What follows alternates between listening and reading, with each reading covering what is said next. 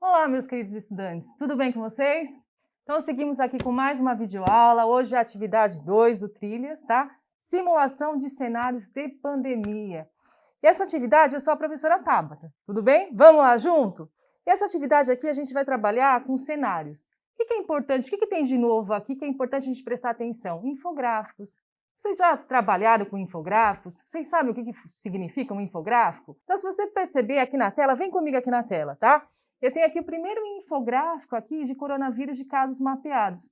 Vocês observem que é um texto explicativo, eu consigo extrair informações daqui, inclusive informações matemáticas, mas tem muitas informações textuais explicativas que a gente consegue obter por aqui. E aproveitando, vocês estão se cuidando direitinho nessa pandemia? Como que está aí em casa? Então aproveitem, usem álcool em gel, evitem aglomerações e a gente aqui também está seguindo todos os cuidados para a gente voltar em breve aí com as nossas aulas. Tudo bem? Então vamos lá. Então aqui eu tenho a primeira atividade aqui, que fala que no dia 16 de junho de 2020, então no portal de notícias da BBC de Londres, foram disponibilizados os números oficiais de pacientes que foram infectados com a Covid no mundo, tá? Então, que informações que a gente consegue aqui obter nesses casos que foram mapeados? Observem que aqui eu consigo filtrar, tá? No infográfico, aqui está a informação do mundo. Então, no mundo, eu tive 8 bilhões de casos, 8 milhões de casos, tá, confirmados, com 437.168 mortes, tá? E aqui, olha só, observem essa escala aqui, como que ele traz a informação de escala. Se tiver este tamanho de bolinha, eu tenho 2.100.000 casos confirmados. Esse tamanho de bolinha está próximo de qual região aqui? Não está aqui na América do Norte, na região aqui dos Estados Unidos? Tá? Então aqui, olha como que a pandemia está com um número naquela época, né? Que isso daqui, o gráfico é de junho de 2020, era um dos países mais afetados, um dos continentes mais afetados aqui pela pandemia. E daí a gente começa a observar aqui, olha, o Brasil a bolinha é um pouquinho menor, então quer dizer que eu tinha um pouco menos. 2.100.000 casos. E quais são as regiões que têm maior concentração de bolinhas? Olha aqui a Europa. Tem um país aqui que estava com um índice maior. E daí a gente vai começar a identificar. Então, esse infográfico traz essas informações e com essas informações a gente vai conseguir responder as questões. Prestem atenção aqui, ó, na fonte, tá? Quem trouxe essas informações, quem fez esse estudo, essa universidade aqui, Johns Hopkins, que fica nos Estados Unidos. E quem publicou esse estudo foi a BBC de Londres. Então, são duas entidades aí diferentes. Vamos lá, seguindo? Então, aqui, com essas informações que eu passei para vocês, lá que estão contidas no infográfico, vocês vão conseguir responder aqui essas questões aqui da alternativa A. Então, todas essas, vocês vão conseguir chegar aqui na resposta. O que eu quero aqui chamar a atenção para vocês? Essa letrinha B aqui, tá? Que traz uma informação nova de percentual. Essa expressão por cento, então é uma divisão por 100, tá? Então, a cada 100 pessoas, quantas estão infectadas? É essa informação que a gente tem. Vamos lá. Então, para entender como se calcula o percentual de mortes em relação ao número total de infectados no mundo, é necessário saber que a expressão por cento significa a cada grupo de 100 pessoas. Então, na Bolívia, o número total de casos indicados de pessoas infectadas pela Covid foi de 9.982 pessoas e o número total de mortes foi de 313 pessoas. Se dividirmos o número de mortes pelo número de infectados, vamos obter o valor que permite descobrir o percentual de mortalidade da doença. Então, aqui ele trouxe certinho, tá? Como que a gente consegue descobrir o percentual de infectados aqui no caso da Bolívia? Então, pegou o número de infectados com o número de mortes e dividiu. Então, lembre-se, ó, o número de mortes dividido pelo total. Então, mortes dividido pelo total, eu obtive esse número aqui. Vocês podem usar a calculadora para fazer essa divisão também. Então, podemos arredondar. Como que a gente arredonda? Ó, eu quero duas casas decimais. Então, depois da vírgula, eu considero duas casas. Depois do 3, que número que é? O 1. Então, se for menor que 5, eu mantenho o 3. Se fosse 6, por exemplo, aqui no lugar do 1, então eu arredondaria para 4. Isso é importante a gente prestar atenção. Então, aqui eu preciso de duas casas decimais depois da vírgula, arredondamos para 0,03. Como que eu leio esse valor?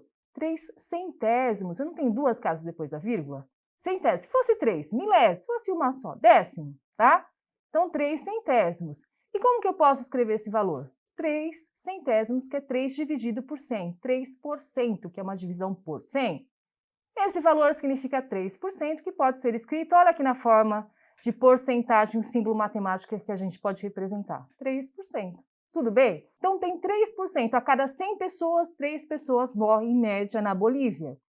E seguindo, vocês vão fazer esse mesmo movimento agora com relação ao percentual mundial. Onde vocês vão obter essa informação? Lá no infográfico, não tem? Ó o percentual mundial. Então vocês vão dividir o número de mortes pelo total dos casos, né, confirmados. E vocês vão fazer o mesmo movimento anterior.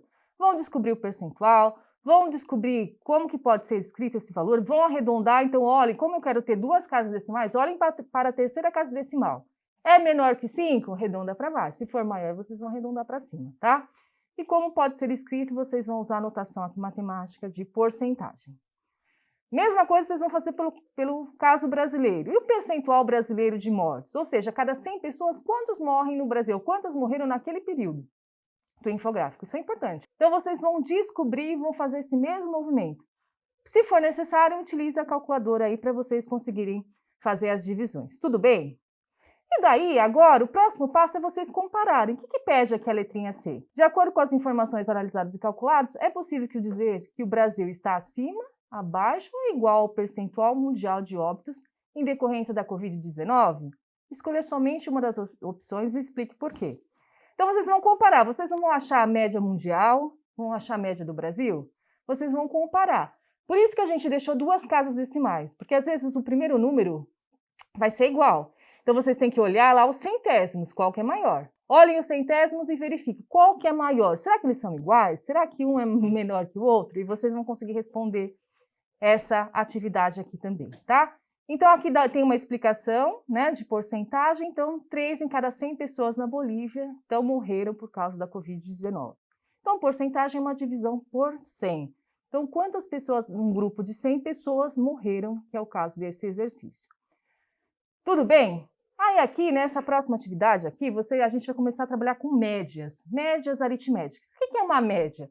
Eu somo todos os casos e aqui eu tenho 3 cidades, então eu tenho que dividir por 3. Então vamos dar uma lidinha aqui só para a gente concluir essa parte aqui.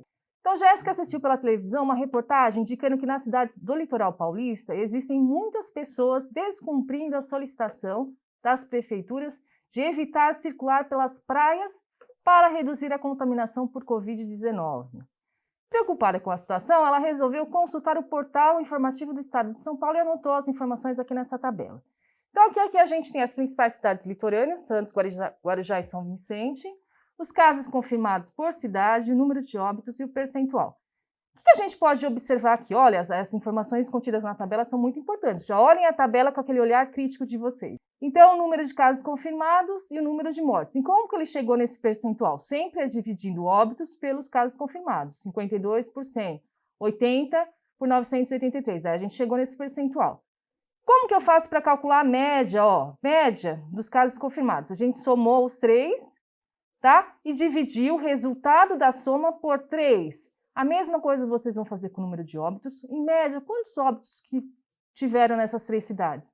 Em média, qual que foi o percentual de mortalidade? Soma os 3, divide por 3. Se fossem 4 cidades, somaria os 4 e dividiria por 4. Tudo bem? É assim que a gente calcula a média. E vocês vão conseguir concluir essa tarefa. E daí vocês vão escrever aqui no quadro, acima da média, abaixo da média. As outras informações também são informações que vocês vão conseguir extrair lá do gráfico. Então, são respostas pessoais ou que vocês vão conseguir extrair do gráfico.